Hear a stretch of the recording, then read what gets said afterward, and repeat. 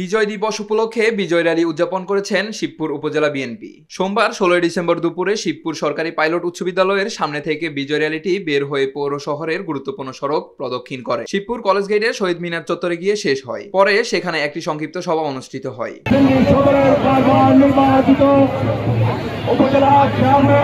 বিজয় র্যালির নেতৃত্ব দেন নরসিংদী জেলা বিএনপির সদস্য সচিব মঞ্জুর এলাহি। বিজয় র্যালি ও সভা শেষে দলীয় নেতাকর্মীরা বিএনপির সাবেক মহাসচিব ও সাবেক মন্ত্রী আব্দুল মান্নান ভূঁইয়ার কবরে ফুলের শ্রদ্ধা জ্ঞাপন করেন। এ সময় ৭১-এর সকল শহীদ ও আহত মুক্তিযোদ্ধা, ছাত্র জনতার আন্দোলনের সকল শহীদ ও আহতের স্মরণে দোয়া করা হয়।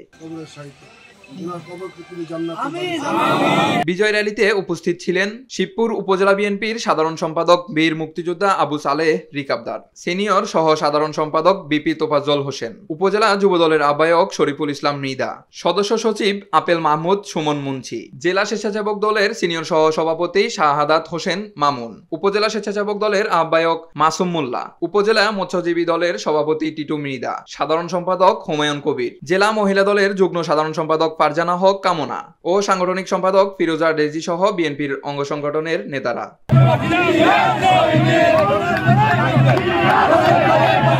Zahid Hossain Faisal, south Asian Times.